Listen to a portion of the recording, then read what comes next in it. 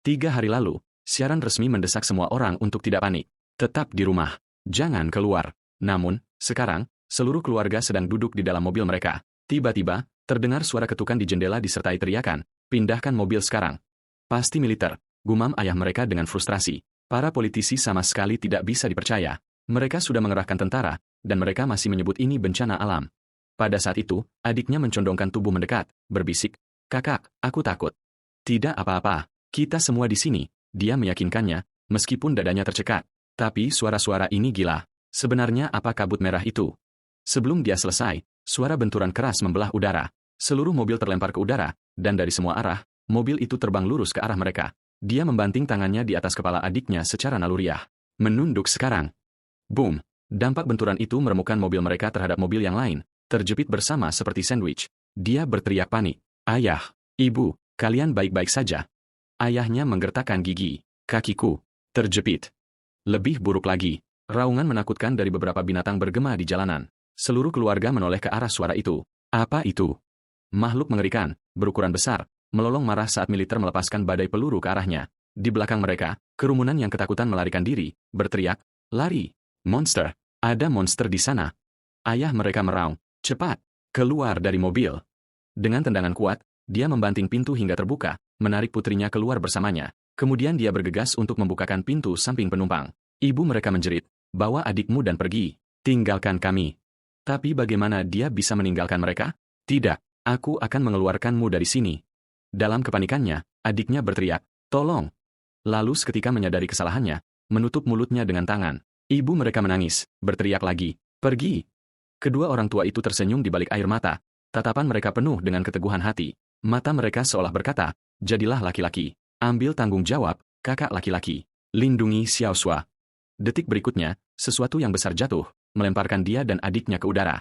Ketika dia menghantam tanah, dia akhirnya melihatnya dengan jelas. Monster hitam berbentuk seperti anjing raksasa yang bengkok, perutnya terbelah secara mengerikan dengan tulang yang terbuka. Dan begitu saja, orang tuanya hilang selamanya. Tetapi tatapan binatang itu sekarang tertuju tepat padanya dan adiknya. Menggertakkan giginya, dia menyeret adiknya dan berlari, tetapi adiknya sedikit melawan, tidak mau meninggalkan orang tua mereka. Ledakan terjadi di sekitar mereka. Dunia terlihat seperti akhir zaman dengan monster terbang berputar-putar di langit. Bahkan jet militer dijatuhkan. Baik hewan maupun manusia sama-sama menjadi gila. Dan dia tidak tahu apa yang sedang terjadi. Dia hanya bisa menyeret adiknya dan terus berlari. Jalanan bergema dengan raungan mengerikan saat dia menariknya dari satu tempat persembunyian ke tempat lain. Takut terlihat. Pikirannya berlomba. Supermarket. Banyak tempat berlindung. Banyak persediaan. Jika kita sampai di sana, kita mungkin bisa bertahan sampai bala bantuan datang. Melihat seekor monster di dekatnya berjalan menjauh ke kejauhan, dia akhirnya menghela napas panjang. Sudah pergi. Tetapi detik berikutnya, adiknya menjerit. Garis-garis merah menyebar di wajahnya. Dia panik. "Xiao Xua, apa yang terjadi?" Dia mencengkeram dadanya, terengah-engah. "Kakak, aku merasa tidak enak." Kemudian dia memperhatikan dengan ngeri bahwa benang-benang merah yang sama merayapi kulitnya sendiri. Apa yang terjadi? Mungkinkah kita menghirup terlalu banyak kabut merah? Dia dengan cepat membasahi handuk dengan air, lalu menekannya ke hidung dan mulut adiknya. Tetapi saat berikutnya, mutasinya sendiri memburuk. Panas melonjak melalui dirinya seolah-olah ada sesuatu di dalamnya yang memaksakan diri keluar. Adiknya menangis ketakutan. "Kakak, apa yang terjadi padamu?" Dia menggertakkan giginya. "Aku baik-baik saja. Aku baik-baik saja." Berjuang mati-matian untuk menjaga dirinya agar tidak berubah. Namun, aura yang tidak wajar itu menarik perhatian monster-monster terdekat. Adiknya gemetar, berbisik, "Kakak, jangan menakutiku seperti ini."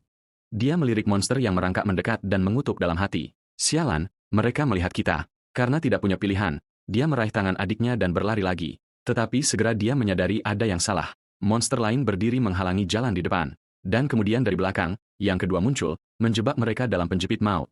Suara adiknya bergetar. "Kakak, apa yang harus kita lakukan?" Anehnya, makhluk-makhluk itu tidak langsung menyerang, seolah-olah mereka sedang menunggu sesuatu. Dia mengatupkan rahangnya dan memberitahunya, "Jangan takut, ada aku di sini." Saat itu, raungan yang lebih keras membelah langit. Seekor monster terbang turun dengan benturan keras, mengguncang tanah dan menendang badai debu. Dari cara yang lain bereaksi, itu pasti pemimpin mereka. Apakah ini benar-benar hari di mana mereka tidak punya jalan keluar? Tanpa ragu, dia menarik adiknya kembali ke dalam toko.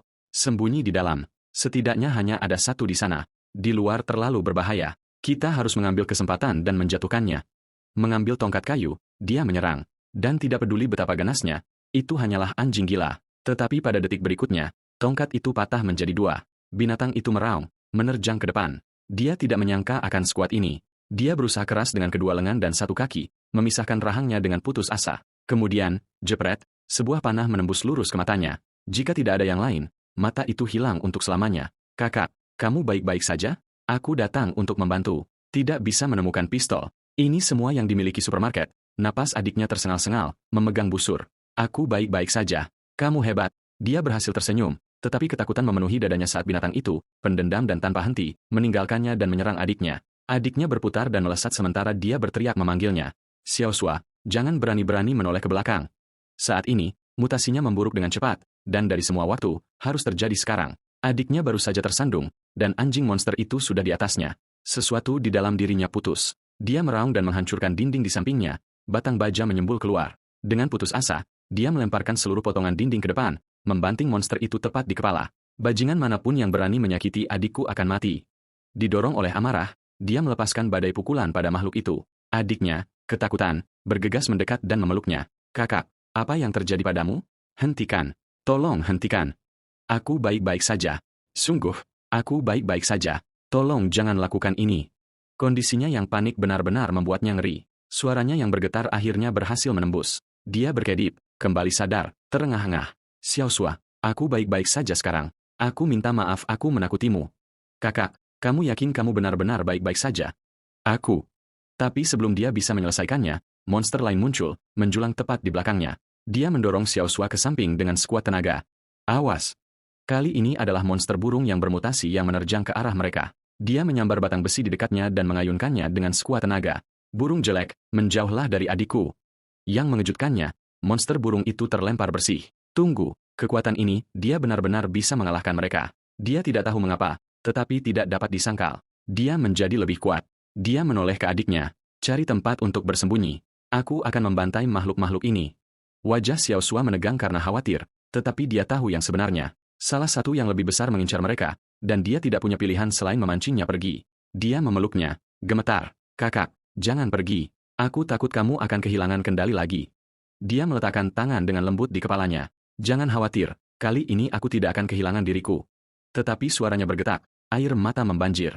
Dia memotongnya dengan tegas. Tetap di sini dan tunggu aku. Aku akan kembali untukmu segera. Baiklah. Meskipun enggan, dia mengangguk, membuat janji sendiri. Kalau begitu berjanjilah padaku kamu akan kembali dengan selamat. Tentu saja, percayalah pada kakakmu. Dengan itu, dia melangkah keluar ke tempat terbuka. Jika tebakannya benar, membunuh binatang-binatang ini dan menyerap energi merah mereka adalah kunci untuk menjadi lebih kuat. Kamu membawa lebih banyak energi, bukan? Jika aku menjatuhkanmu, aku akan memiliki kekuatan yang cukup untuk melindungi keluargaku. Maka matilah demi aku. Tetapi alih-alih melangkah maju, pemimpin itu mengirimkan sekawanan monster rendahan terlebih dahulu. Dia menyeringai. Jadi, aku masih belum pantas mendapatkan perhatian pribadimu? Baiklah, kalau begitu aku akan menebas setiap dari mereka sampai aku berdiri tepat di depanmu. Dengan raungan, dia mengayunkan senjatanya ke bawah dalam serangan vertikal, menghantam lurus ke tengkorak monster. Detik berikutnya, monster lain menerjang masuk dan menancapkan giginya ke bahunya. Dia mengaum, kekuatan melonjak melalui dirinya dalam sekejap. Dua monster terlempar dari kaki mereka, lengannya berputar, bermutasi menjadi cakar buas, energi hitam dan merah beriak di sepanjang mereka. Jadi begitu, ini rasanya kekuatan. Luar biasa. Mulai sekarang, ini waktunya aku berburu. Saat itu, deru jet militer merobek langit. Sebuah bom jatuh dari atas. Pemimpin monster menjawab dengan raungan memekakkan telinga. Ledakan menggelegar, asap mengepul ke langit, tetapi semuanya sia-sia. Monster itu berdiri tanpa terluka, begitu juga dia. Dia menjawab dengan raungan miliknya sendiri, dan dalam ledakan kecepatan, dia mengukir jalannya ke medan perang, memulai pembantaiannya. Saat ini, dia terlihat babak belur dan hancur. Saat pikirannya jernih, pikiran pertamanya adalah tentang saudarinya, tapi yang ditinggalkan Xiao Xua hanyalah boneka kain. Perlahan, tanda-tanda mutasi memudar dari tubuhnya. Aku benar-benar kehilangan adikku. Xiao Xua, maafkan aku, kakakmu terlalu terlambat. Di mana kamu? Ibu, ayah, apakah aku mengecewakan kalian juga? Aku tidak bisa melindunginya. Samar-samar, dia mengingat saat para pengebom menyapu di atas. Menatap tangannya yang bengkok dan tidak manusiawi, dadanya tercekat. Tanganku, menjadi apa mereka? Apa yang terjadi padaku? Bom mendekat dan dia berteriak. Xiao Xua, menjauh. Itu terlalu berbahaya. Lalu boom. Ledakan memekakkan telinga melahap segalanya. Melalui dengungan di telinganya, dia menangkap dengungan baling-baling helikopter. Ada korban selamat di sini. Periksa dia. Dia terinfeksi. Tinggalkan dia. Gadis di sana, bawa dia. Bergerak cepat. Cepat, para monster akan kembali setiap detik. Dia hanya bisa menonton tanpa daya saat helikopter membawanya pergi. Namun dalam keputusasaan itu, sedikit penghiburan tersisa. Setidaknya Xiao Xue aman. Kakak, kenapa? Kenapa kamu tidak datang menyelamatkanku? Dalam mimpinya, Xiao Xue berdiri di lalap api, dan saat dia meraihnya, dia menghilang menjadi ketiadaan. Dia tersentak bangun. Itu hanya mimpi buruk. Sialan, mimpi yang sama lagi. Xiao Xue, sudah setengah tahun. Di mana kamu? Syukurlah, identitasnya belum terungkap. Sejak Xiao Xue dibawa, dia telah mencari setiap tempat perlindungan yang bisa dia temukan. Namun, keberadaannya tetap tidak diketahui. Untuk terus mencarinya, dia mendaftar di pangkat rendah militer, patroli perbatasan. Di dunia yang kacau ini, hanya tentara yang memiliki wewenang untuk mengumpulkan intelijen dan bergerak bebas. Sekarang, dia ditempatkan di pos terdepan perbatasan kota Chishi. Kapten, maaf saya terlambat untuk giliran tugas. Kapten Jiajun menyambutnya dengan tendangan tajam ke pantat. Dasar idiot, di mana saja kamu? Malas lagi. Aku bilang ambil alih dan kamu muncul terlambat. Rekrutan tidak berguna. Maaf, Kapten. Dia bergegas naik ke menara pengawas dari bawah. Kapten menyalak lagi. Yanha, setelah para petinggi itu tiba, kita akhirnya bisa menyelesaikannya. Kamu dengar aku? Dia balas berteriak. Siap, Sir. Tapi suara Kapten berubah dingin. Jika kamu mengacaukan apapun, aku akan memastikan kamu menyesalinya. Setengah tahun yang lalu, kabut merah meletus, mengubah sebagian besar kota menjadi reruntuhan, sarang bagi para monster. Bersamaan dengan kabut, muncul struktur misterius, puncak merah. Para penyintas manusia hanya bisa bertahan hidup di pinggiran. Jauh dari puncak dan kabut, pikirannya kembali melayang ke monster yang dia dan Xiao Xue hadapi di supermarket hari itu. Apakah makhluk itu masih ada di sana? Sementara itu, Kapten Jiajun bergumam, dengan skuad respons khusus di luar sana, patroli perbatasan kita hanya untuk pajangan. Jika bahkan mereka tidak bisa mempertahankan garis, peluang apa yang kita miliki? Dua prajurit lainnya mencibir. Kapten, Anda melebih-lebihkan. Itu skuad respons legendaris. Mereka kalah? Itu lelucon. Mereka telah menghancurkan monster sampai di sini tanpa melambat sedikitpun. Yanha duduk diam di atas menara pengawas. Bahkan setelah sekian lama, bau kabut merah masih membuatnya mual. Itu membangkitkan nafsu darah primal, mendorong makhluk untuk saling membantai. Tiba-tiba, dia menyadari kabut bergeser, menyebar secara tidak wajar. Tidak, sesuatu sedang menyerbu melaluinya. Kapten, ada sesuatu yang datang. Lihat, apa itu?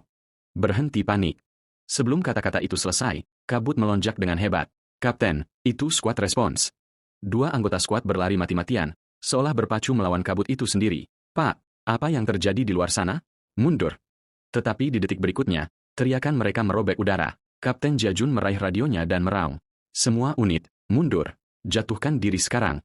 Di detik berikutnya, cakar mengait seragam kapten, mengangkatnya bersih dari tanah. Wajahnya menjadi pucat. Ini dia. Aku hampir bisa melihat leluhurku melambai padaku. Dari atas, Yanha melihat ke bawah saat kabut merah menelan tanah di bawah. Melalui kabut, hanya jeritan panik yang bergema. Lari, cepat, mereka datang. Dia melompat ke bawah tanpa ragu, menghantam lurus ke monster dan mendorongnya ke tanah. 1. Monster lain meraung marah padanya, tapi dia bukan lagi pria yang sama 6 bulan lalu. Paket dikirim ke depan pintuku. Aku akan mengambilnya. Dalam sekejap, monster kedua tergeletak mati, energinya mengalir ke dalam dirinya. Bagus, menyerapnya membuatku lebih kuat lagi. Berapa banyak lagi sebelum aku mencapai level berikutnya? 6 monster lagi mendekat di sekelilingnya. Alih-alih takut, kegembiraan menyala di wajahnya. Ayolah, jangan kecewakan aku.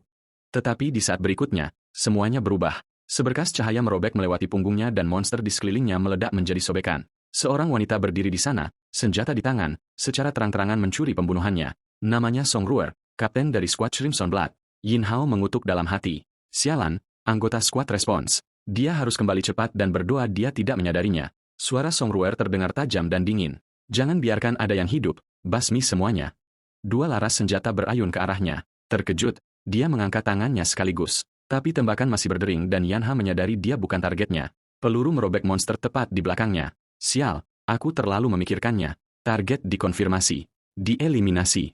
Song Ruer menatapnya dari atas. Di mana senjatamu, prajurit patroli? Hati Yanha mencelos. Aku tamat. Namun, dia tidak bisa menyangkal dia terlihat memukau. Semua unit, mundur ke garis pertahanan sementara. Tanpa perintah Komandan Song, tidak ada yang masuk. Song Ruer mempelajari angka-angka di tabletnya. Suaranya dingin. Zona A, korban pos terdepan 37. Di antaranya 2 dari skuad Crimson Blood, 30 dari unit patroli. Itu laporan kehilangan resmi dari insiden ini. Yanha memprotes tanpa daya. Lalu kenapa kau menahanku? Aku juga korban. Pukul 17.23. Kamu meninggalkan unitmu tanpa izin selama 2 jam.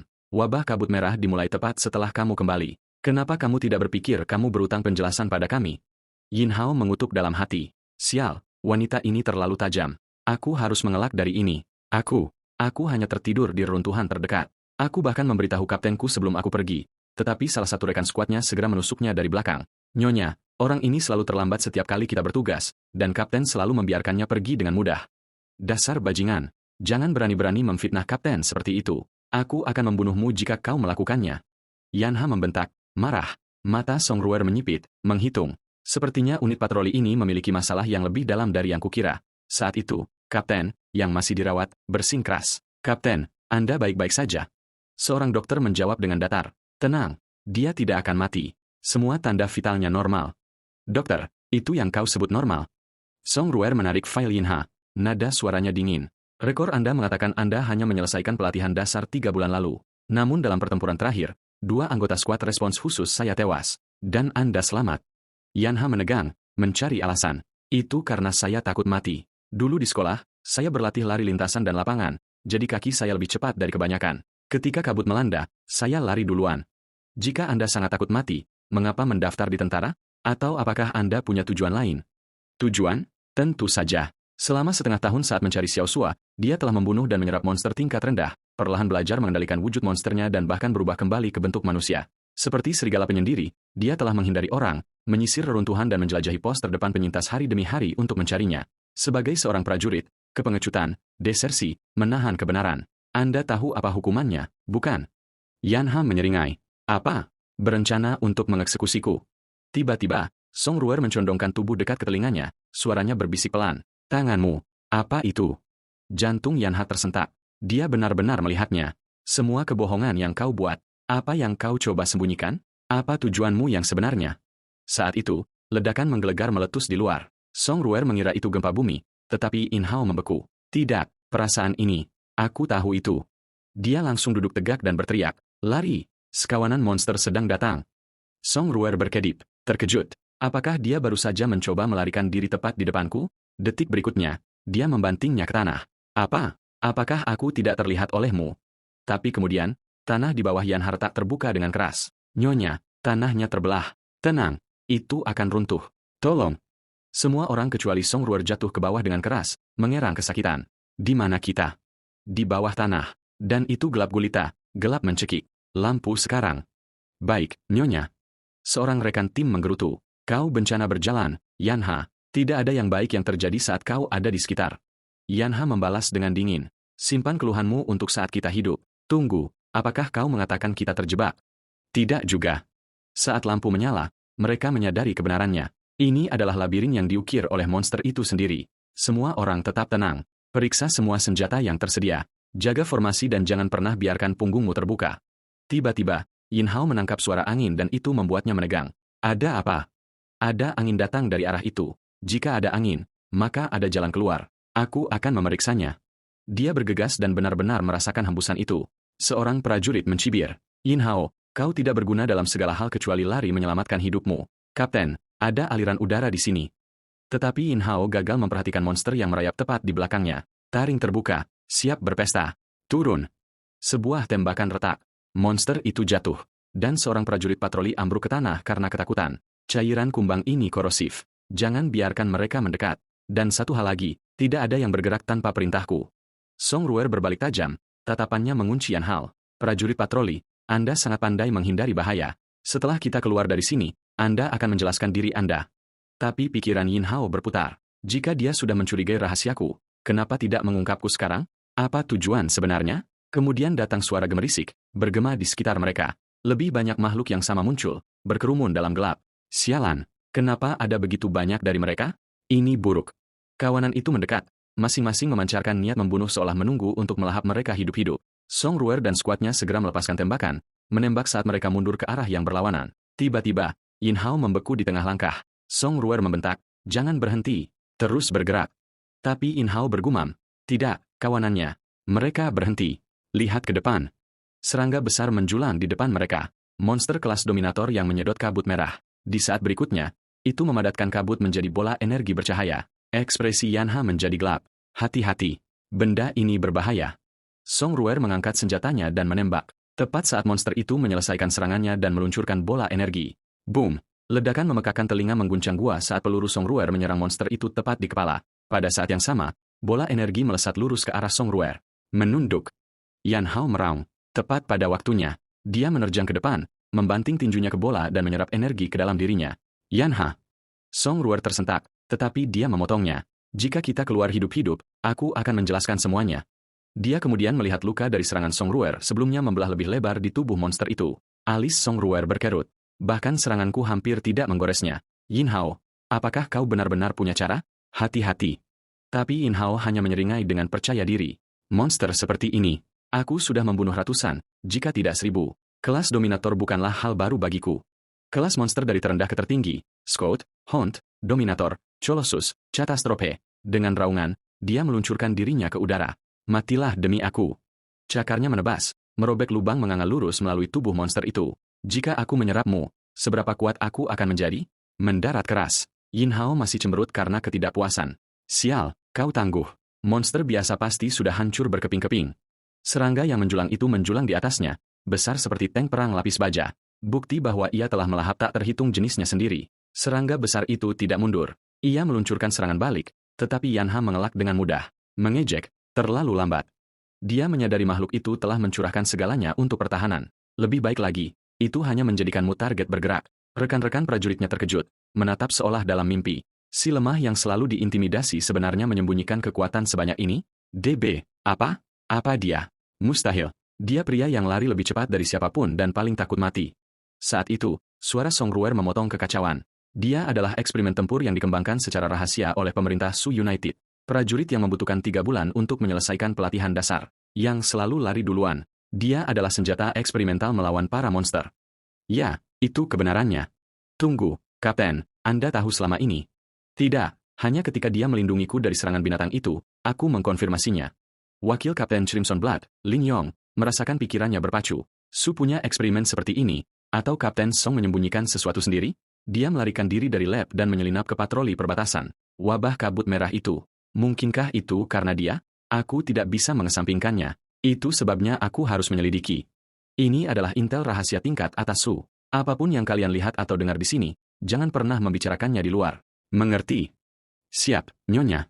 Song Ruer menyeringai dalam hati. Cerita sampul acak dan mereka menelannya bulat-bulat. Serangga besar itu mengumpulkan bola energi lain dan melemparkannya lurus ke Yan Hao. Dia menyelinap ke samping dengan mudah, tetapi hatinya mencelos. Sial, bola itu berbelok ke arah Song Ruer dan skuadnya. Hindari. Boom, ledakan itu menghantam tanah, mengguncang gua. Ketika debu menghilang, Song Ruer berdiri tegak dan tanpa cedera, berpose yang hampir terlalu heroik. Rekan prajurit Yan Ha terengah-engah, terkejut dia masih hidup. Lin Yong yang telah melindunginya. Pak, kaki Anda. Tenang, itu tidak akan membunuhku. Tapi Anda adalah bagian dari unit respons khusus. Untuk seseorang seperti saya, seorang patroli rendahan. Lin Yong hanya tersenyum. Menukar kaki untuk hidupmu? Layak. Tapi bukankah misi Anda untuk fokus pada membasmi monster? Untuk kehilangan kekuatanmu hanya untukku. Aku tidak menjadi tentara hanya untuk membunuh monster sialan itu, kata Lin Yong dengan tegas. Aku menjadi satu untuk melindungi. Sebagai perisai terakhir umat manusia, aku tidak akan pernah meninggalkan siapapun. Dan prajurit seperti itu layak dihormati. Pada saat yang sama, Yin Hao terlempar di udara, menghantam tanah dengan bunyi gedebuk yang berat. Armor merah di lengannya berkedip dan memudar. Sialan, energi kabut merah terkuras. Aku bahkan tidak bisa mempertahankan satu lengan menjadi monster. Namun, kumbang berduri plat baja kelas Dominator masih penuh dengan vitalitas. Jadi, ini dia kelas Dominator yang sebenarnya? Menyusahkan. Monster itu menerjang, cakar menebas ke arahnya. Tapi saat itu, ledakan laser menghantam kepalanya. Yan Hao berbalik. Song Ruer berdiri di sana, senjata mengepul. Yan Ha, kau tidak mati di sini, katanya dingin. Kau masih punya banyak hal untuk dijawab. Kumbang pelat baja itu tertawa mengejek yang aneh. Mata Song Ruer menyipit. Tertawa. Mungkinkah itu? Benar saja. Kabut merah melonjak masuk dari setiap terowongan di sekitar mereka. Labirin memberinya kendali sempurna atas alirannya. Dengan kabut yang kembali membanjiri, lukanya pulih dengan cepat. Kekuatan melonjak sekali lagi. Sial, itu pulih ke kekuatan penuh. Oh, kabut di pos terdepan sebelumnya adalah ulahnya selama ini. Song Ruer membentak dengan tegas. Yin Hao, kita tidak bisa membunuhnya. Mundur sekarang. Yen Ho mengumpulkan kekuatannya sekali lagi, meraung. Tidak. Ia mati di sini hari ini. Kabut yang dipanggilnya juga memberiku energi saat ini. Ia tidak bisa bergerak bebas. Ini adalah kesempatan kita untuk menyerang. Song Ruer membalas dengan dingin. Jika kita gagal, kau akan mati di sini. Yan Ha menyeringai. Aku sudah berjalan ke pintu kematian berkali-kali. 1 kali lagi tidak masalah. Mendengar itu, Song Ruer mengangkat senjatanya. Akhirnya, kita punya satu kesempatan untuk ini. Aku akan melepaskan segalanya yang kumiliki untuk meledakkan armor kepalanya. Kau selesaikan. Hancurkan otaknya. Itu satu-satunya cara kita menjatuhkannya sekarang. Song Ruer meraung. Meriam laser ditembakkan dan Yan Hao meledak beraksi di sampingnya. Ledakan itu merobek pertahanan kumbang pelat baja. Membelah karapasnya terbuka cukup bagi Yan Ha untuk bergerak masuk. Dia melompat ke kepala monster, cakarnya menghantam dalam kegilaan saat dia mengaum, "Mati!" Di bawah serangan tanpa henti, pelat kepala monster itu mulai retak. Song Ruer menahan napas, mata lebar. Apakah itu berhasil? Boom! Kepala kumbang pelat baja itu terbelah, pecahan terbang, dan Yan Hao terlempar kembali, menghantam tanah dengan keras. Song Ruer bergegas sekaligus. Dia berlutut di sisinya. "Kau baik-baik saja?" Kemudian matanya menangkap sesuatu di dadanya. Dia mengambilnya, mengerutkan kening, sebuah foto. Dia tidak menyadari bahwa kristal hitam telah muncul di tangan Yan Ha. Di saat berikutnya, kristal itu perlahan tenggelam ke telapak tangannya. Penglihatan Yan Ha menjadi gelap dan tiba-tiba dia berada di ruang aneh yang tidak diketahui. Dia berbisik, "Apakah aku mati?" Di depannya, sesuatu yang berbentuk seperti untai DNA berdenyut dengan cahaya menakutkan. Kristal hitam muncul kembali, bersinar samar di dadanya. Jantung Yan Ha berdebar. "Tunggu, bukankah ini benda dari dalam monster kelas dominator itu?" Itu terlihat seperti semacam tali energi. Aku bersumpah aku memegangnya di tanganku. Bagaimana itu berakhir di dadaku? Apa? Itu menyerap kabut merah. Tidak hanya menyerap, itu menyimpannya. Itu berarti bahkan jika aku mengambil lebih banyak kabut dan menjadi monster lebih lanjut, aku tidak akan kehilangan kendali lagi. Tapi kemudian retakan menjalar di permukaan kristal. Dada Yan Ha menegang. Tidak, kristal yang baru lahir ini tidak bisa menampung semuanya, tetapi jika ini terus berlanjut, itu akan meledak. Yan Ha mengingat gerakan pamungkas kumbang dominator. Membakar sejumlah besar kabut merah dalam satu serangan. Jika aku bisa menyerap kabut, maka aku akan mengumpulkannya semua ke satu titik. Di ranjang rumah sakit, kabut merah mulai memancar dari seluruh tubuhnya. Matanya bersinar merah saat dia menggeram. Kondensasi. Di tangannya, sebuah bola terbentuk, mirip dengan rasengan dari Naruto. Di luar kamar 324 rumah sakit Tonan, salah satu rekan Yan Ha menghentikan Song Ruer. "Kapten Song, kaki wakil Kapten Lin." Song Ruer menjawab dengan tegas. Sebagai seorang prajurit, dia tahu risikonya. Anda tidak perlu menyalahkan diri sendiri. Di dalam ruangan, Lin Yong menatapnya. "Kapten Song, apa yang terjadi dengan Yin Hao? Saya belum pernah mendengar Su mengembangkan prajurit eksperimental." "Kasus Yan Ha diklasifikasikan. Fokus pada pemulihan. Tinggalkan sisanya." Nada suaranya tajam, tak kenal kompromi. "Saya sudah meminta transfer Anda ke logistik. Mulai sekarang, Anda akan dapat beristirahat dengan benar." Lin Yong terdiam, lalu berkata dengan tekad, "Saya akan melaporkan ini dengan jujur kepada ayah Anda. Kepala staf Song Leand, saya percaya dia akan tahu bagaimana menilainya." Suara Song Ruer dingin. "Wakil Kapten Lin, ingat siapa atasan Anda. Mulai saat ini, gaji Anda dibekukan. Tetap di sini. Anda tidak akan pergi kemanapun." Dia bergegas keluar, wajahnya gelap. "Di mana Yin Hou?" "Kamar 314. Bawa aku ke sana." Beberapa saat kemudian, mereka tiba di luar kamar 314. "Jaga, tanpa perintahku, tidak ada yang masuk." Di dalam, Yan Ha sudah membentuk bola seperti bom monster berekor. Song Ruer masuk tepat saat energi berdenyut berbahaya di tangannya. Matanya melebar. "Yan Hou, apa yang kau lakukan?" "Menunduk." Yan Hao berteriak. Tanpa pilihan lain, dia mencoba membubarkannya, dan serangan balik itu membuatnya terbang. Song Ruer bereaksi seketika, menjatuhkan diri rata saat cakram energi mengiris di atas kepalanya, berputar keluar melalui pintu seperti pisau berputar. Prajurit patroli yang menjaga pintu masuk ambruk ke lantai karena ketakutan. Boom! Bangunan rumah sakit berguncang saat cakram itu meledak bersih melalui struktur. Itu tidak berhenti, menabrak gedung kedua di jalurnya. Saat gelombang meluas, bangunan ketiga terpotong lurus menjadi dua. Wakil Kapten Lin menatap lubang besar itu, terkejut. Bangunan yang ditinggalkan itu diledakkan. "Apakah itu Yin Hou? Kapten Song, menurut Anda berapa lama Anda bisa merahasiakannya?" Prajurit patroli di pintu berada di ambang air mata. "Mengapa selalu aku yang terseret ke dalam ini? Seseorang selamatkan aku. Aku belum mau mati." Keringat dingin membasahi dahi Song Ruer. Serangan itu teknik kumbang. Bagaimana Yin Hao menggunakan kemampuan monster tanpa menjadi monster? Dia berbalik tajam, memelototinya dengan tatapan keras. "Yan Ha, penjelasan yang kau hutang padaku menumpuk dengan cepat." Segera, mereka berdua sendirian di atap rumah sakit. Yan Hao mengungkapkan segalanya dari awal hingga akhir. Ekspresi Song Ruer menjadi gelap. "Jadi, kau mengatakan kau tidak hanya bisa menyerap inti monster tetapi juga menyalin kemampuan mereka?"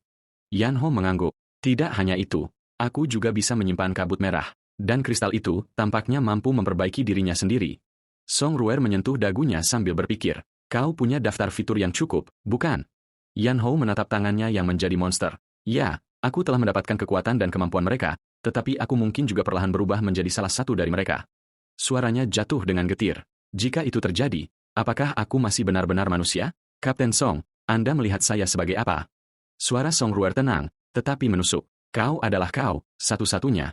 Manusia atau monster? Itu tergantung pada bagaimana kau menggunakan kekuatan ini. Tapi jangan lupa, kekuatanmu adalah bencana dan senjata. Sekarang, kau punya dua jalan. Pertama, bergabung dengan Crimson Blood sebagai anggota cadangan skuadku. Kedua, diklasifikasikan sebagai ancaman dan dihapus bersama dengan para monster. Dihapus. Yin Hao tertawa gelap. Apakah Anda benar-benar berpikir garnisun di sini memiliki kekuatan untuk melakukan itu? Song Ruer menatap matanya. Saat ini, aku tidak bisa berurusan denganmu. Tetapi jika kau berpikir kau sendiri bisa melawan Su, itu arogansi. Jika kau bergabung dengan skuadku, itu tidak akan menyakitimu. Identitas, intel, sumber daya. Aku bisa melindungimu. Yen House menyeringai dalam hati. Ancaman tidak berhasil, jadi sekarang dia menawar, tetapi tidak ada makan siang gratis. Mengapa dia mengambil risiko mengambil orang asing, elemen yang tidak stabil dan berbahaya? Harganya pasti mahal. Song Ruer, Anda tidak akan sejauh ini hanya untuk merekrut, bukan? Anda pasti punya alasan lain. Song Ruer tersenyum tipis, tajam seperti biasa. Ya, aku memang membutuhkanmu untuk alasan pribadiku, tetapi percayalah, kita bukan musuh. Jika kau mau, anggap saja sebagai kesepakatan. Dengan itu, dia perlahan menarik foto dari sakunya. Wajah Yin Hao membeku. Apa? Foto itu, kenapa ada padamu? Nada suara Song Ruer tajam. Jangan remehkan aku. Jika aku ingin menggali masa lalumu, itu mudah. Bergabunglah dengan Crimson Blood dan aku akan menggunakan intelijen tingkat atas untuk membantumu melacak keberadaan adikmu. Tawaran itu terlalu menggoda bagian Hou untuk menolak. Mencari sendirian memiliki batas. Sama seperti yang dikatakan Song Ruer, di dalam militer, semakin tinggi posisi dan statusnya, semakin banyak tempat yang bisa dia selidiki, semakin bebas dia bisa bergerak. Setuju. Tapi Kapten, karena Anda sangat membutuhkan saya, sedikit kenaikan gaji tidak ada salahnya, kan? Maksud saya menghabiskan semua gaji saya sejauh ini untuk mencari adik saya. Yan Hou menggaruk kepalanya, berpura-pura bodoh. Yan Hou, prajurit patroli rendahan. Saya, sebagai Kapten Crimson Blood, dengan ini menunjuk Anda sebagai anggota cadangan skuad saya. Anda akan mendapatkan tingkat gaji tertinggi sekarang. Segera, pergi urus dokumennya. Siap, Nyonya. Saya akan langsung ke unit patroli sekarang untuk menangani transfer. Oh, dan tentang kerusakan rumah sakit, kau yang merusaknya. Aku akan menutupinya, tetapi jangan merayakannya dulu. Aku akan memotongnya dari gajimu nanti. Yen Ho membeku, wajahnya berkerut. Sudah kuduga, aku masih harus membayarnya. Memperhatikan punggungnya saat dia pergi, Song Ruer mengepalkan tinjunya. Paman, aku bersumpah aku akan menemukan cara untuk menyelamatkanmu. Naluri memberitahunya, Yan Hao membawa di dalam dirinya kunci untuk mengubah monster kembali menjadi manusia. Yin Hao tiba untuk melapor dengan prajurit patroli yang sama di sisinya. Tapi Yin Hao tidak bisa memahaminya dan akhirnya bertanya, apa? Kau juga bergabung dengan tim respons khusus? Kapten Song dan Wakil Kapten Lin sangat menghargaiku. Aku mungkin hanya di logistik, tetapi saudara Yin, kita masih bisa saling menjaga. Bagian yang canggung adalah Yin Hao tiba-tiba menyadari dia tidak pernah benar-benar mengingat nama pria ini. Saat itu, prajurit patroli melambaikan tangannya. Itu Kapten Jia. Dia baik-baik saja. Kapten Jia masih berdiri di sana dengan tongkatnya, dengan keras kepala mencoba melakukan bagiannya. Tetapi suasana bergeser tajam saat cibiran memotong udara. Jia tua, dulu kau menamparku karena wanita bisu itu. Dan sekarang lihat dirimu, seperti anjing liar, mengemis kepada korps pertahanan kota kami untuk tunjangan kematian untuk anak buahmu. Dengan itu, pembicara menendangnya keras. Penyerangnya tidak lain adalah Jiang Shir, komandan korps pertahanan kota Cishi. Prajurit patroli membentak, tidak tahan lagi. Dasar bajingan. Dia meraung. Baik Qin Hou dan yang lainnya membeku kaget saat prajurit itu dibanting ke tanah. Bahkan dipaku, dia mengertakkan gigi dan berteriak, lepaskan Kapten Jia, dasar sampah. Jiang Shir mencengkeram dagu Kapten Zhao dan meludah di wajahnya, menyeringai, berlutut dan jilat lumpur dari sepatuku, atau, katanya, menunjuk pada patroli yang dipaku. Aku akan mematahkan lengan anak ini dan menggunakannya sebagai tongkatmu. Kapten Jia mengatupkan giginya, terlihat terbelah, pikirannya medan pertempuran pilihan yang bertentangan. Pada akhirnya, dia perlahan berlutut. Sebelum lututnya menyentuh tanah, Yin Hao menariknya tegak. Bagaimanapun, pria ini pernah menjadi kaptennya. Yano berkata, Anda membantu saya lebih dari sekali. Biarkan saya membalas budi kali ini. Kemudian Yano membentak, selama aku di sini, siapapun yang berani menyentuh Kapten Jia, aku akan mencabik tulang mereka dan membakarnya untuk kayu bakar. Orang-orang itu membeku. Dari mana Yan Ho mendapatkan keberanian untuk mengatakan itu? Dia pikir dia siapa? Keempat dari mereka melonjak maju serempak menuju Yan Ho, berteriak, kau mencari mati. Tatapan Yan Ha mengeras. Dia merunduk dan memasuki posisi menyerang. Dalam sekejap, Dia meluncurkan tendangan lurus ke rahang satu pria. Sikunya mengikuti, menyerang yang lain dengan bunyi gedebuk. Kemudian dia mendorong tendangan berat ke paha pria ketiga. Ada retakan yang memuakan. Pukulan terakhirnya menghantam perut pria keempat, mengirim kepalanya, membentur dinding. Para berandalan ini hampir tidak layak untuk pemanasan. Yang lain tidak mundur. Salah satunya menyeringai. Kapten kami adalah pejuang tangki. Kau berani menyentuh kami, kau mati. Mata Jiang Shir menyala, tetapi secara pribadi dia terkejut selama beberapa detik. Bagaimana anak ini secepat ini? Jiang Shir menghunus pistolnya dan menyalak. Dasar sampah. Berani melawan korps pertahanan kota? Kau ingin tahu? Detik berikutnya, Yinha dengan mulus menghindari 3 putaran saat ditembakkan. Gerakannya secepat itu. Pada saat yang sama, dia merebut senjata Jiang Shir. Kau terlalu lambat di pelatuk. Sebelum Jiang Shir bisa bereaksi, Yinha menghancurkan senjata itu berkeping-keping di tangannya. Menyedihkan. Bahkan tidak 1% dari Song Ruer, katanya. Tetapi Jiang Shir belum selesai. Dia tiba-tiba mengeluarkan pisau. Sebelum dia bisa mengayunkannya, Yin Hao dengan mudah menangkap bilahnya, tangannya gemetar begitu keras hingga dia hampir tidak bisa bertahan. Di saat berikutnya, Yin Hao mengangkatnya tinggi ke udara seperti mainan anak-anak, dan bertanya dengan dingin, "Bukankah kau baru saja mengatakan Kapten Jia harus berlutut?" Wajah Jiang Shir menjadi pucat saat dia tergagap. "Kenapa kau? Apa yang kau coba lakukan? Aku memperingatkanmu. Jangan. Masih mencoba mengancamku? Sekarang giliranmu." Dengan itu, Yin Hao membanting Jiang Shir ke tanah, mengukir kawah kecil di lantai. Jiang Shir terbaring telentang, jelas tidak bisa bergerak untuk saat ini. Para penonton membeku karena terkejut. Dia telah menghindari peluru dan menghancurkan pistol standar dengan tangan kosong. Pada saat itu, Yan Ha menyadarinya sendiri. Tubuhnya, diperkuat oleh inti monster, telah melampaui bahkan harapannya sendiri. Yang lain panik dan melarikan diri, berteriak, "Monster, lari!" Yin Hao dengan tenang mengambil tongkat yang tergeletak di tanah. Prajurit patroli menampar bahu Yan Ha, berteriak, "Saudara Yin, Anda adalah pejuang sejati barusan." Yan Ho menatapnya dengan prihatin dan menjawab, "Kau baik-baik saja? Jangan khawatir, tubuhku bisa menahan pukulan." "Terima kasih, Yin Hao." "Untuk apa? Kapten Jia, Anda selalu memperhatikan saya. Membela Anda sekarang adalah hal terkecil yang bisa saya lakukan." Kapten Jia masih terlihat khawatir. "Tapi bagaimana jika korps pertahanan kota mengejarmu?" Patroli itu memukul dadanya dan meyakinkannya, "Jangan khawatir, Kapten Jia. Yan Ha dan saya bersama tim respons khusus sekarang. Pertahanan kota tidak akan berani main-main dengan kami." Dokumen selesai. Song Ruer angkat bicara. "Aplikasi Anda telah dikirim ke markas dan markas sudah menyetujuinya." "Itu cepat. Jadi saya resmi menjadi anggota sekarang?" Yin Hao bertanya terkejut. Song Ruer menggelengkan kepalanya dengan peringatan. "Jangan terlalu cepat, Yin Hao. Ujian sebenarnya datang berikutnya. Anda harus segera menuju markas Lake City untuk mengambil penilaian masuk divisi tempur tim respons khusus Chishua. Tetapi dengan kekuatan Anda, saya yakin Anda akan lulus." "Mengerti. Saya akan pergi mencetak rekor baru." Lake City adalah kota metropolitan modern yang jauh lebih maju. Itu adalah tujuan Yin House. Penilaian akan diadakan di sana. Song Ruer menjelaskan, "Ini adalah Lake City, ibu kota Su, dan markas Chishua terletak di sini." Yan Hao menunjuk prajurit patroli di sampingnya. "Bingung, saya dengar anggota resmi Chishua diberi peringkat fighter. Bagaimana tepatnya peringkat fighter ini dievaluasi?" Dia berpikir dalam hati, pria ini sangat lemah. Bagaimana mungkin dia ikut asesmen Chishua? Petugas patroli itu tertawa canggung. "Ah, ya, saya mungkin bisa menerima pukulan." Song Ruer menjelaskan, dia bergabung dengan logistik, bukan divisi tempur, jadi dia tidak perlu menjalani asesmen pertempuran. Petugas patroli itu cepat menambahkan, "Tapi logistik tetap bertarung di samping kalian di lapangan. Kalian akan mengandalkanku nanti." Song Ruer melanjutkan, "Yin Hao, karena kita punya waktu, biar aku memberitahumu. Orang-orang sepertiku yang bisa menggunakan kemampuan semuanya diklasifikasikan sebagai petarung, fighter. Kekuatan petarung dibagi menjadi 6 peringkat, E, D, C, B, A, dan S. Markas memiliki sistem evaluasi resmi yang didasarkan terutama pada kekuatan dan daya tahan fisik. Sebaliknya, makhluk buas, beast, diklasifikasikan menjadi 5 tingkatan, pemandu, scout, pemburu, hunt, penguasa, overlord, hewan raksasa, giant beast, dan bencana, cataclysm. Umumnya, petarung peringkat D dapat menangani makhluk buas kelas pemandu. Dengan kata lain, peringkat D kira-kira setara dengan kelas pemburu. Petarung C dan B setara dengan makhluk buas kelas penguasa, sementara peringkat A setara dengan hewan raksasa. Dan petarung peringkat S, mereka setara dengan makhluk buas kelas bencana. Selain itu, kompatibilitas dengan inti buas, beast chores, juga memengaruhi peringkat seseorang. Itulah yang kami sebut adaptasi inti buas, Core Adaptation. Saat ini, di kiamat ini, hanya makhluk buas yang bermutasi oleh kabut merah yang memiliki kemampuan bawaan. Petarung manusia hanya dapat membangkitkan kekuatan dengan mengadaptasi inti buas melalui persenjataan inti buas, Beast Core Armament.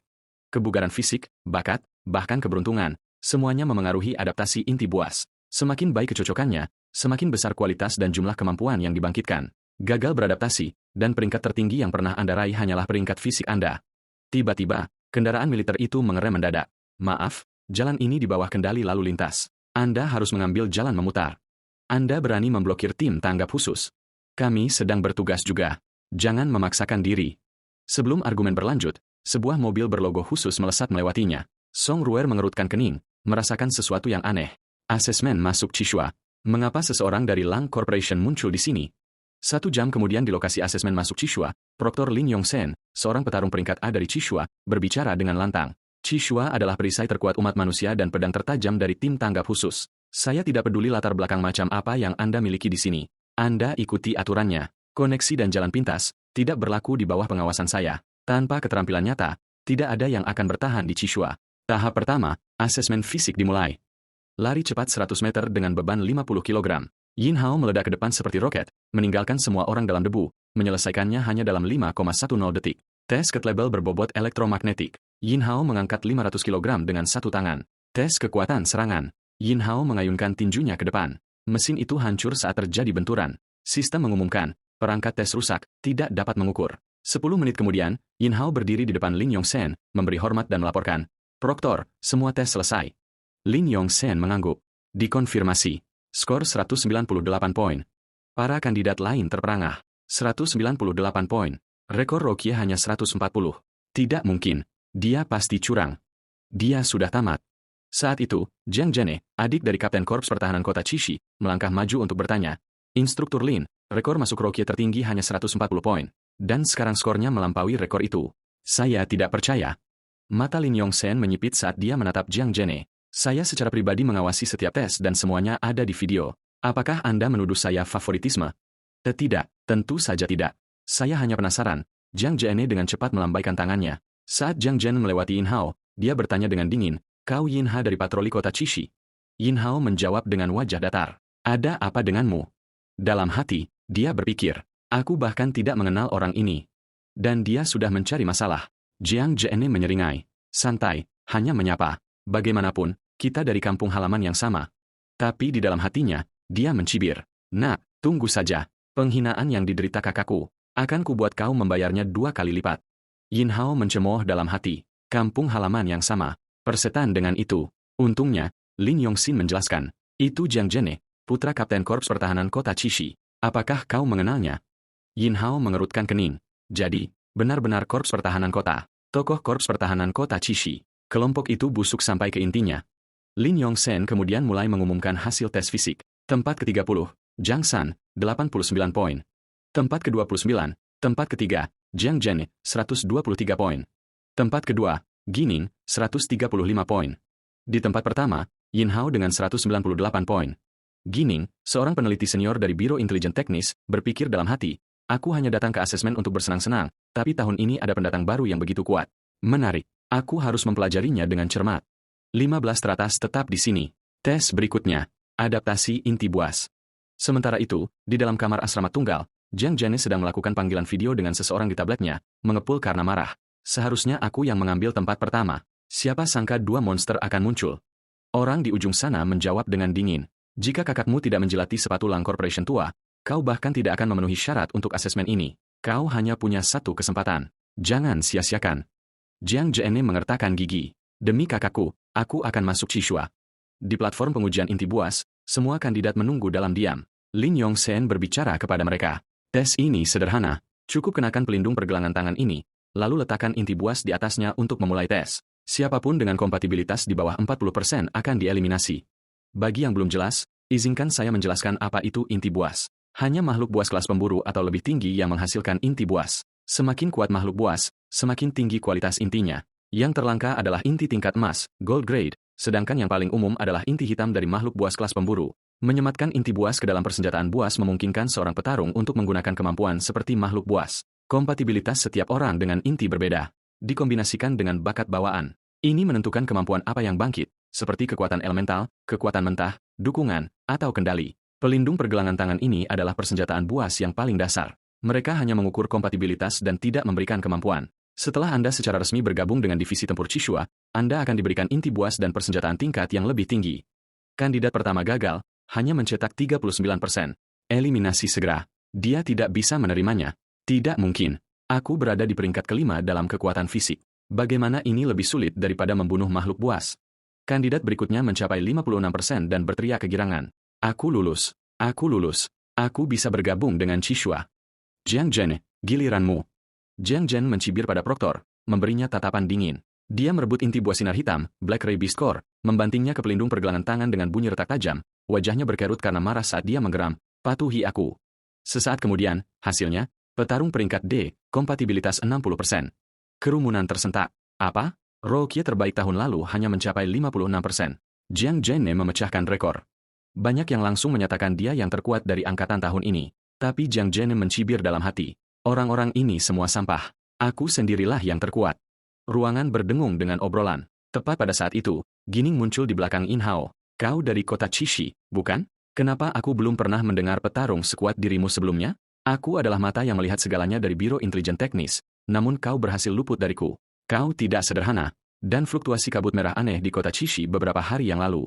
Jangan bilang itu tidak ada hubungannya denganmu. Yin Hao dengan cepat pura-pura bodoh. Hah? Apa yang kau bicarakan? Aku tidak mengerti sepatah kata pun. Gining terkekeh. Tidak masalah jika kau menyangkalnya. Yang perlu kau ketahui adalah aku sangat tertarik padamu. Yin Hao melihat kesempatan itu. Nona tahu segalanya. Bolehkah aku meminta beberapa informasi darimu? Gining mengangkat satu jari. Tentu, tapi dengan satu syarat. Selama hasil tesmu melampaui milikku, aku akan memberitahumu apapun yang ingin kau ketahui. Dia mencondongkan tubuh dan menekankan, apapun sama sekali. Berikutnya, Gining. Kerumunan berdesir. Dia datang. Melangkah ke platform. Gining menyatakan dengan berani, perhatikan baik-baik, semuanya. Rekor Jiang Zhen akan dipecahkan olehku. Yin Hao bertanya-tanya apakah dia benar-benar sekuat itu. Sementara Jiang Zhen mencibir dalam hati, badut yang menyedihkan. Tapi Gining dipenuhi dengan keyakinan. Dia mengambil inti buah sinar hitam. Dengan bunyi retak tajam, dia menekannya ke pelindung pergelangan tangan. Detik berikutnya, layar menyala. Petarung peringkat B, kompatibilitas 78%. Para kandidat meledak. Tidak mungkin. Itu belum pernah terjadi. Mesinnya, apakah rusak? Gining terkikik nakal. Sudah kubilang aku akan memecahkan rekor Jiang. Jiang Zhen menggertakkan giginya begitu keras hingga hampir retak. Selain Yinha, aku tidak akan membiarkan wanita sialan ini lolos juga. Kandidat terakhir, Yin Hao. Yin Hao berpikir dalam hati, kekuatan Gining memang nyata. Mungkin dia tidak berbohong. Dia mungkin tahu banyak. Tepat pada saat itu, Gining melompat di depannya dengan seringai. Nah, apakah kau merasa tertekan? Tapi bagi Yin Hao, dengan taruhan Xiaos yang dipertaruhkan, dia harus memenangkan taruhan ini. Perhatikan baik-baik, dia berbalik, meninggalkan kerumunan hanya dengan siluet punggungnya yang dingin. Menurut Song Ruer, peringkat petarung Yin Hao setidaknya C inti buas di depannya adalah tingkat yang sama dengan yang dia serap sebelumnya, tingkat hitam. Jadi, berapa kompatibilitasnya? Ayo, mari kita lihat berapa banyak potensi yang sebenarnya dia miliki. Detik berikutnya, layar menyala. Peringkat C. Para kandidat menatap lebar, menatap lurus ke peringkat C, itu level pemimpin regu. Tapi kemudian layar menjerit dengan alarm. Kesalahan. Malfungsi sistem. Pembacaan kompatibilitas inti buas. Hei, apa yang terjadi? Rasa dingin menjalari In Hao. Ada sesuatu yang salah. Beberapa saat kemudian, sistem mengeluarkan hasilnya. Kompatibilitas 0%. Jiang Zhen tertawa terbahak-bahak. Hahaha, sungguh lelucon. Berbicara besar padahal kau sampah. Bahkan inti buas pun menolakmu. Yin Hao mengabaikan ejekan yang menyala itu. Matanya terpaku pada lengannya. Pikirannya berpacu. Sialan, tubuhku secara paksa melahap inti buas ini. Gining berlari ke pemindai, menolak untuk mempercayai hasil bacaan. Tidak mungkin. 0%. Yang terburuk dalam catatan setidaknya 1%. Kemudian matanya menyala dengan kegembiraan. Aku harus merekam ini. Orang tua itu akan senang. Jiang Zhen juga memperhatikan anomali itu, mencibir. Haji inti buas anak itu. Ada yang salah. Instruktur Lin. Yin Hao mencuri kotak inti buas. Inti buas itu hilang dari gelang pergelangan tangannya. Instruktur Lin menoleh ke Yin Hao. Angkat tanganmu. Tunjukkan padaku gelang pergelangan tanganmu dan intinya. Tapi tidak ada apa-apa di dalamnya. Wajah Lin menjadi gelap. Apa? Di mana inti buasmu? Yin Hao tergagap canggung. Saya tidak tahu apa yang terjadi. Dalam hati, dia mengutuk. Jika dia tidak bisa membuat alasan, dia akan berakhir menjadi tikus lab. Tidak ada pilihan selain dia harus bertaruh. Gelombang energi merah meledak. Tangan kirinya bersinar merah yang ia samarkan sebagai biastisasi seolah-olah itu hanya kekuatan inti buas yang terbangun. Dengan desisan, armor merah membentuk cakar tajam di sekitar tangannya, terlihat persis seperti kemampuan inti buas asli. Jiang Zhen membeku, berkata, apa-apaan? Apa-apaan itu? Instruktur Lin tegang seperti menghadapi ancaman mematikan, menghunus senjatanya. Semua orang waspada, mundur. Mata Gin Ying semakin berbinar. Tunggu, mungkinkah ini beastisasi? Pikiran Jiang Jin berpacu. Tidak mungkin. Orang ini terinfeksi. Nada bicara Lin menjadi dingin. Kita mungkin harus menyingkirkannya di sini sekarang. Semua orang menjauh. Tapi Gining, yang selalu menjadi pembuat suasana hati, mengambil pose imut. Hei, Yinha, bisakah kau mendengarku?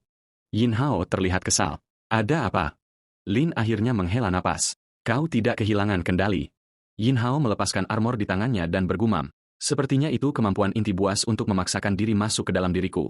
Dan kemudian ini terjadi. Gining langsung menempel di lengannya, melengking kegirangan. Tidak mengamuk.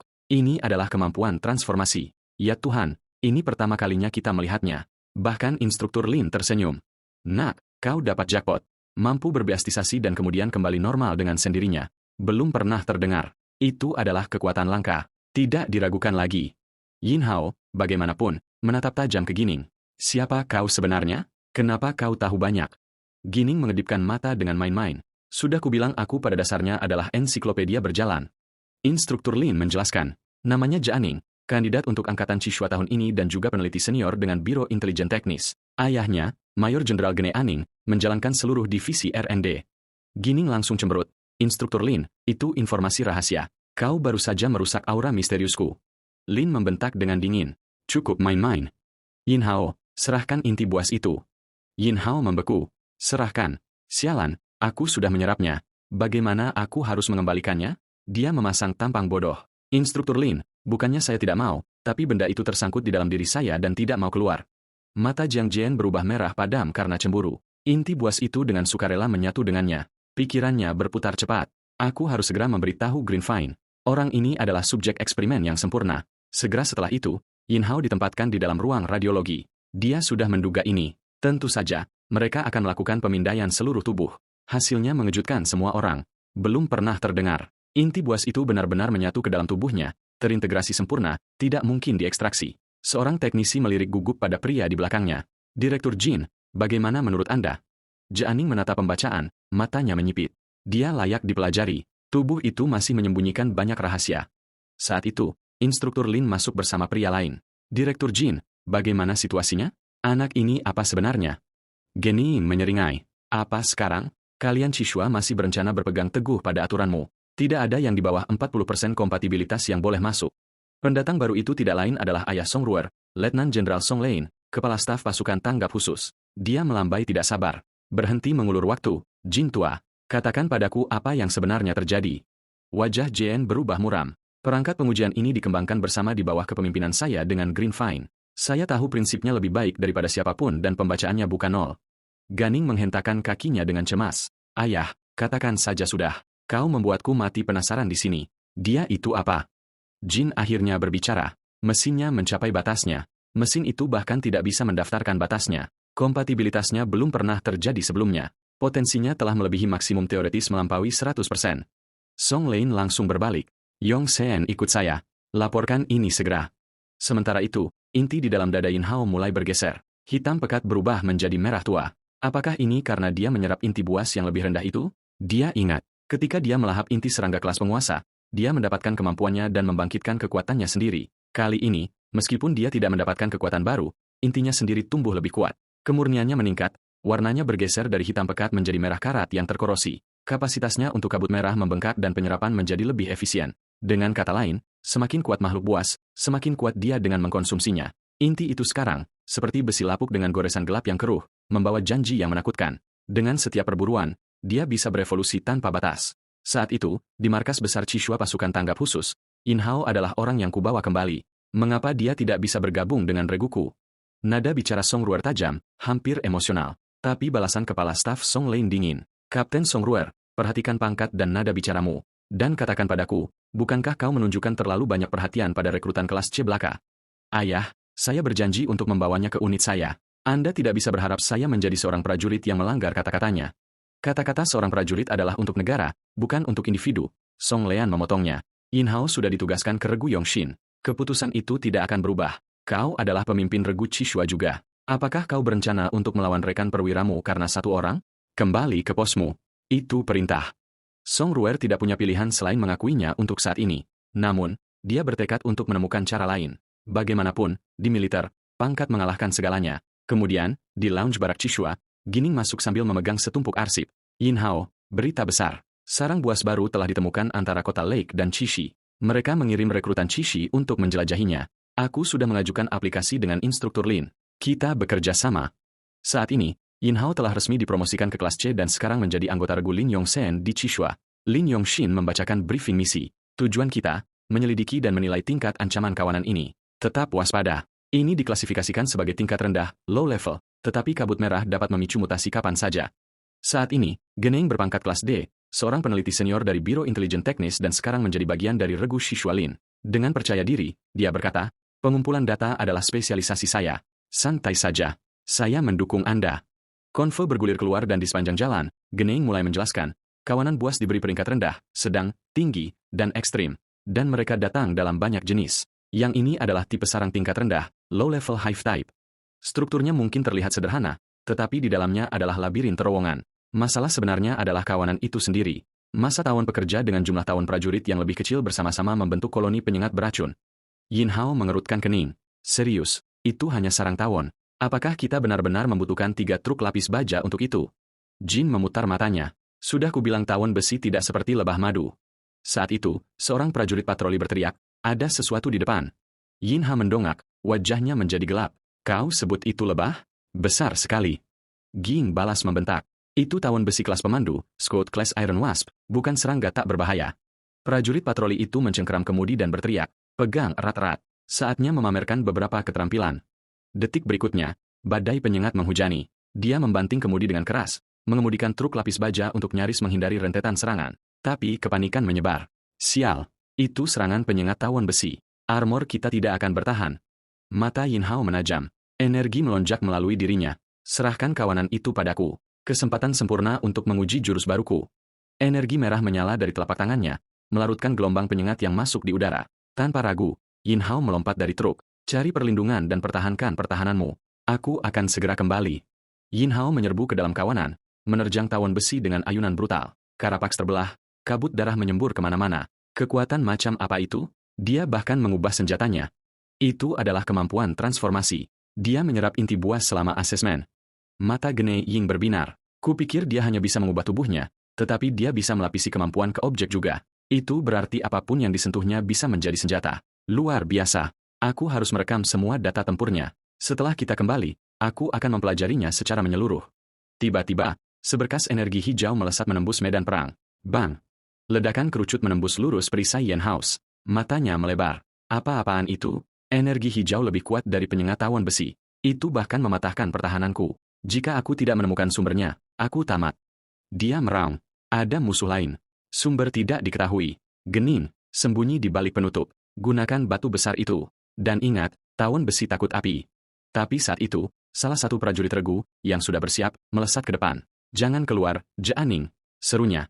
Suara desingan tajam. Prajurit itu ditusuk oleh cahaya hijau. Sesaat kemudian, ledakan memekakan telinga merobek udara. Kabut merah meledak keluar. Yin Hao berteriak.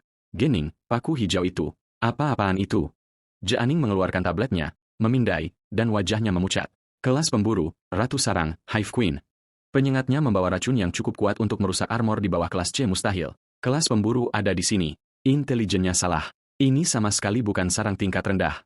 Yin Hao menyalak perintahnya tanpa ragu. Tangani drone kelas pemandu. Ratu itu milikku untuk dibunuh.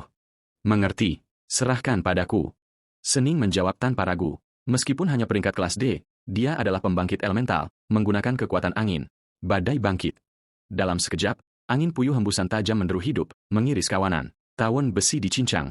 Di udara, sayap dan tubuh mereka berjatuhan berkeping-keping. Tiba-tiba, Yano melihat bayangan besar. Itu dia Ratu Tawon. Dapat kau, gumamnya dengan seringai dingin. Tubuh ratu itu kolosal, menjulang seperti kendaraan lapis baja. Dengan putaran keras, Yin Hao menghancurkan 2 perisai bersama-sama, menggilingnya menjadi massa yang terpelintir. Dalam beberapa saat, dia membentuknya menjadi tombak, bergumam, panjang ini akan cukup. Dia menginjak tanah dengan keras. Bumi terbelah dengan retakan gemuruh, puing-puing meledak ke udara.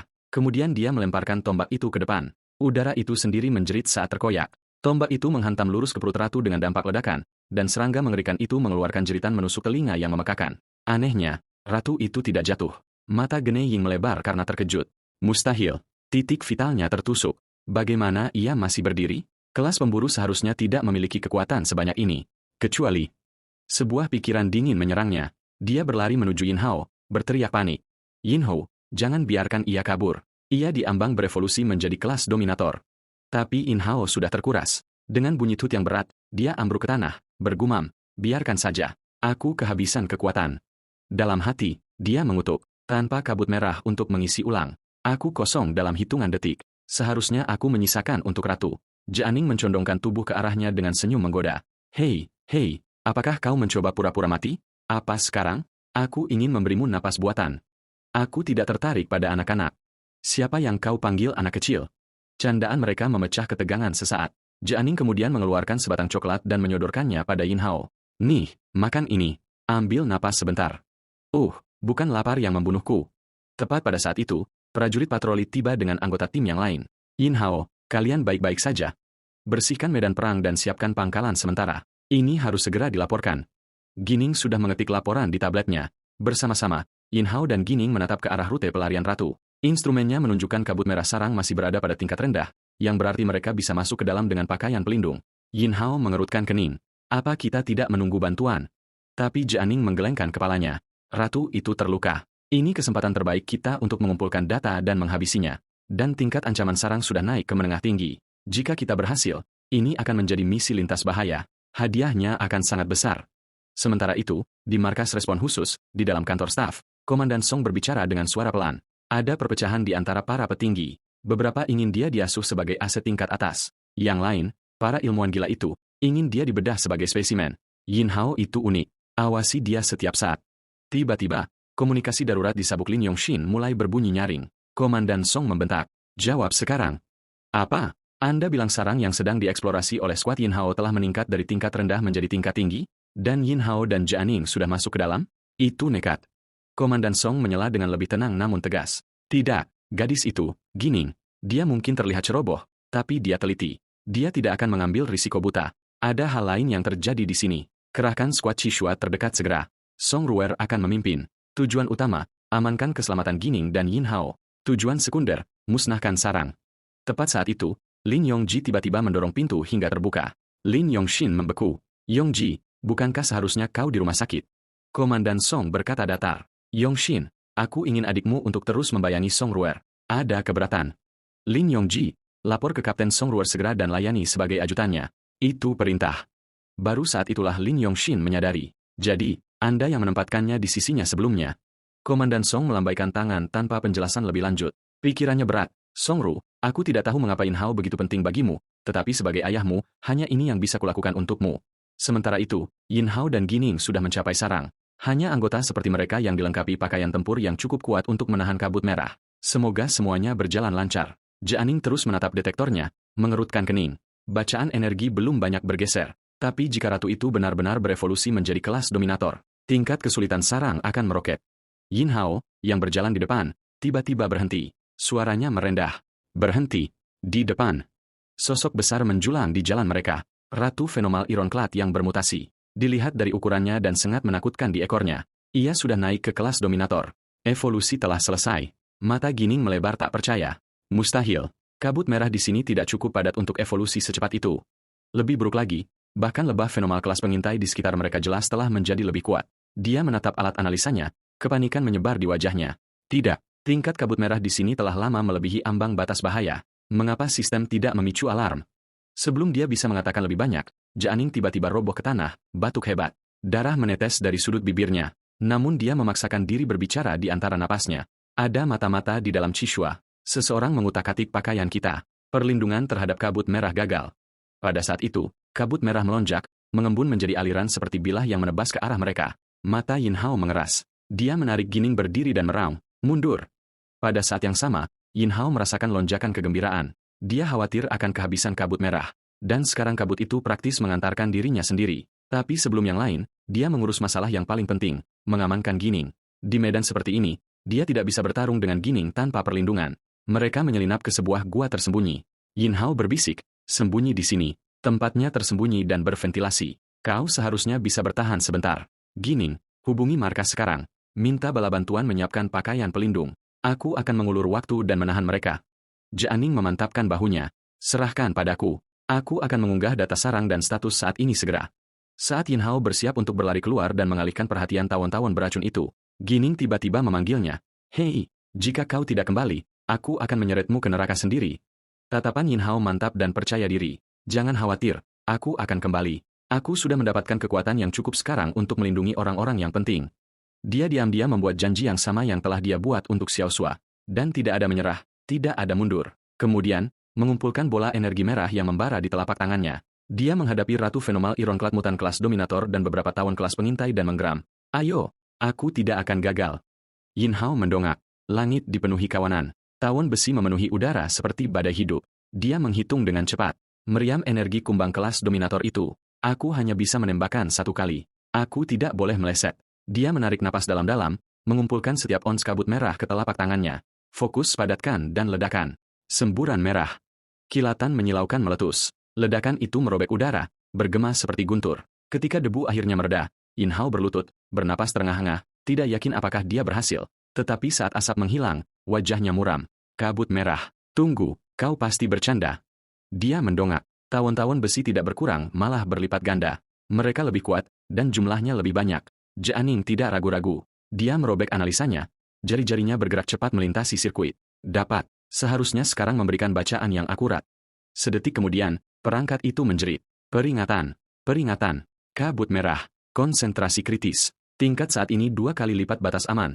Tiba-tiba, ledakan memekakkan telinga meletus di luar gua. Gelombang kejut hampir membuat Gining terlempar. Jantungnya tersentak. Apa-apaan ini? Ledakan itu semakin mengaduk kabut merah. Turbulensi berubah menjadi katalis, memberi makan kawanan. Bahkan tawon besi kelas pengintai terendah pun dengan cepat berevolusi menjadi monster kelas anjing pemburu dikelilingi oleh badai predator yang terus tumbuh. Yin Hao hanya bisa menghindar dan berkelit. Sialan, semakin aku melawan, semakin banyak jumlah mereka, dan mereka semakin kuat. Seekor tawon kelas anjing pemburu menerjangnya, sengat beracunnya menghantam kakinya. Rasa sakit menyengat menembusnya. Bahkan di udara merah pekat, tingkat penyerapannya tidak bisa mengimbangi. Dan oh, bagus, aku akan kehabisan energi sebelum mereka.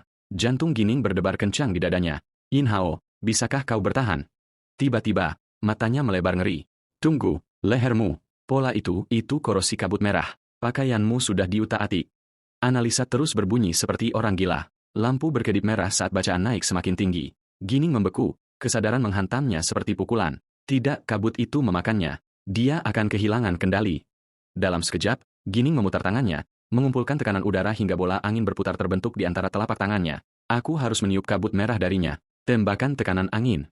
Wos, wos, serangkaian cangkang angin melesat di udara, memotong langsung ke arah Yin Hao. Sekarang, teriaknya, membanting tangannya ke detonator. Ledakan menggelegar meletus. Kabut merah berserakan seperti kain robek.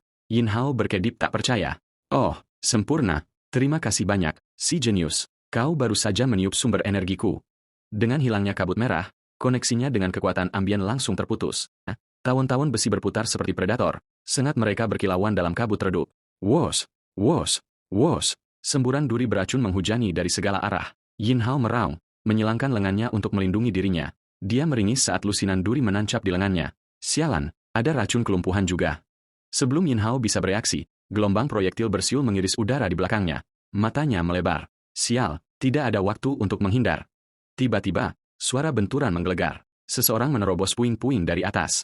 Boom! Pendatang baru itu melemparkan dirinya di antara Yin Hao dan duri-duri yang masuk, menerima serangan penuh di punggungnya. Yin Hao membeku tak percaya. Letnan Lin Yongji, tipe kekuatan kelas C, kemampuan dasar, penguatan tubuh, kemampuan turunan, pengerasan, indera hiper, inti binatang, warlord panggalan. Dia mengertakkan gigi dan berteriak, pertarungan belum berakhir. Fokus, Yin Hao. Tawon-tawon besi di belakang Yin Hao memekik, berkumpul kembali untuk terjangan lain. Bang bang bang. Hujan tembakan merobek kawanan itu, mencabik-cabiknya. Dar, si penembak, mendarat dalam kilatan petir. Itu adalah Kapten Song Ruer, tipe elemen kelas C, kemampuan dasar, elektromagnetisme, turunan, serangan guntur, meriam rel, kontrol pasir besi, peretasan, dan magnetisasi. Inti binatang, kelas belut kolosal. Kapten Song, bagaimana kau? Song Ruer menyarungkan senjatanya, mata tajam, tangannya masih berderak dengan listrik. Markas mengirim kami untuk bantuan. Semua unit, maju. Perintah Song Ruer berderak seperti guntur. Bersihkan setiap serangga sialan itu. Skuadnya bergerak seketika, jatuh ke formasi sempurna. Tim Alpha, tingkatkan panas. Bakar koridor itu hingga tertutup. Tim Bravo, tekan jarak menengah. Jangan biarkan sayap mereka terpotong. Dia memerintahkan. Letnan Lin, Yin Hao, mundur dan berkumpul kembali. Dimengerti, Kapten.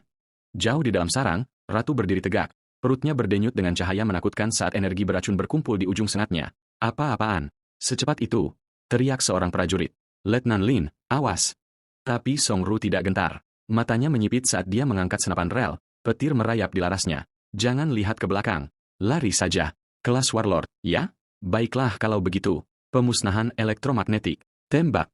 Busur ungu menyilaukan merobek udara, mengguncang seluruh sarang. Gelombang itu menciptakan medan magnet tegangan tinggi. Segala sesuatu di dalamnya membeku, lumpuh, dan menguap dalam sekejap.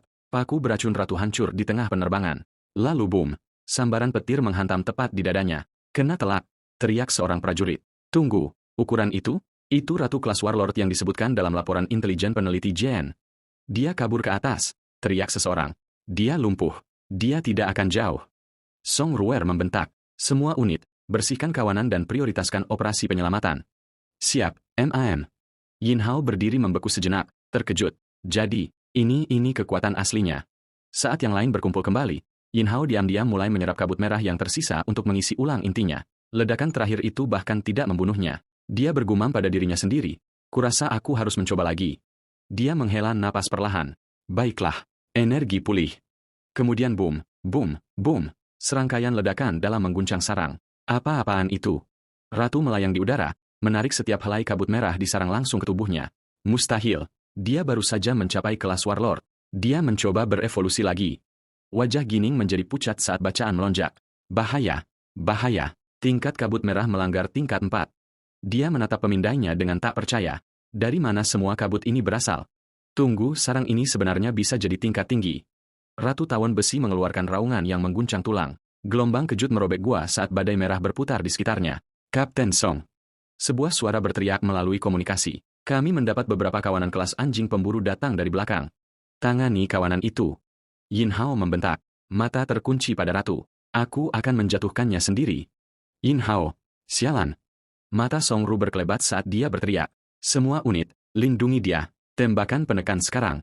Dimengerti. Tembakan terisi melengkung di udara, menghantam ke arah Ratu Tawon Besi. Song Ruer mengertakkan giginya. Kita akhiri ini di sini atau kita semua mati di sini. Yin Hao melesat masuk seperti seberkas cahaya merah darah. Energi melonjak di kulitnya. Dia menyerang lagi dan lagi. Cakar menghantam baju besi Ratu dalam kabut kemarahan. Tetapi cangkang makhluk itu seperti baja tempa. Tak bergerak, tak terpecahkan. TC. Kekuatan brutal saja tidak akan berhasil. Gumamnya. Dia mengumpulkan kekuatannya. Energi berputar di telapak tangannya. Implosi merah. Gio. Boom. Ledakan itu mengguncang sarang, melempar Yin Hao mundur ke dinding. Apakah itu berhasil? Dia menyipitkan mata melalui kabut, jantung berdebar. Yin Hao berkedip tak percaya. Sepersekian detik kemudian, sesuatu yang hitam dan merah melesat keluar dari ledakan seperti tombak, mengiris melewati kepalanya. Yin Hao berguling ke samping, terengah-engah. Tidak cukup kekuatan. Ledakan energi saja tidak bisa membunuhnya. Aku butuh sesuatu yang lebih tajam.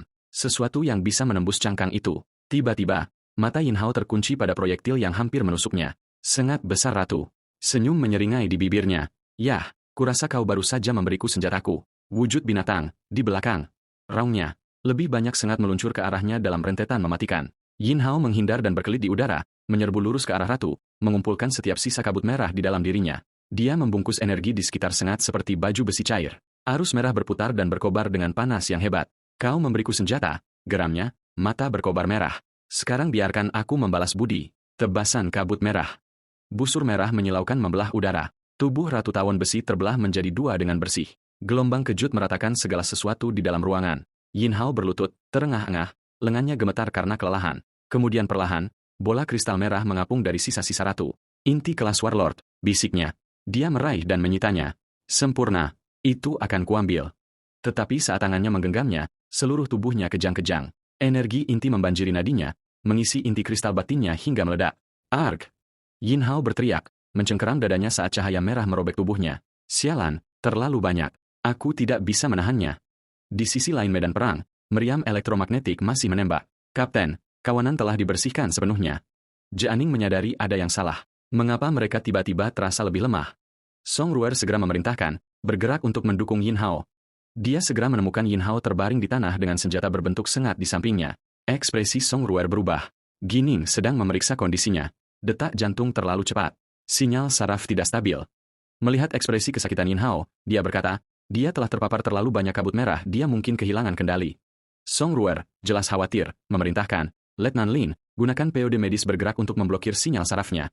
Mereka tidak punya pilihan selain mendirikan kemah sementara di lokasi. Seorang prajurit patroli bertanya, Letnan, apakah saudara Yin akan baik-baik saja? Lin Yongji menjawab, dia stabil untuk saat ini. Song Ruer menambahkan, Jianing, kau petugas teknis. Sesuaikan dan pantau parameter POD medis. Gining menjawab, dimengerti. POD medis dimulai dan anestesi disuntikan ke dalam ruang. Gining menatap Song Ruer. Ini hanya akan menekannya sementara. Kita harus kembali ke markas secepat mungkin. Song Ruer menjawab, dipahami. Tidak ada dari mereka yang tahu bahwa di dalam tubuh Yin Hao, pertempuran tak terlihat sedang terjadi. Jati diri gelapnya mengangkatnya dan berkata, berikan tubuhmu padaku. Rangkullah kebinatangan. Yin Hao tiba-tiba teringat orang tuanya dan saudara perempuannya. Maafkan aku, Bu. Ayah. Xiao Xua. Semuanya sudah berakhir. Dia merasa akan mati. Versi gelap dirinya terlalu kuat hingga dia tidak bisa menang. Tiba-tiba, dia seolah melihat orang tuanya lagi. Hiduplah, anakku, kau harus hidup. Kemudian datang suara saudara perempuannya. Kau harus kembali dengan selamat. Iya, Xiao Xua masih menunggunya. Pertarungan belum berakhir. Fokus, Yin Hao, kau bisa melakukan ini. Aku tidak akan membiarkanmu menyerah seperti ini. Semua orang menunggunya. Dia harus menemukan Xiao. Dia harus melindungi orang-orang yang ingin dia lindungi. Dia tidak bisa jatuh di sini. Dengan keinginan tak tergoyahkan itu, dia menyerang balik jati diri gelapnya. Rantai yang tak terhitung jumlahnya naik dan mengikat versi dirinya yang menghitam. Yin Hao menunjuk padanya dan berkata pelan, ini bukan hanya tanggung jawabku. Ini tanggung jawabmu juga.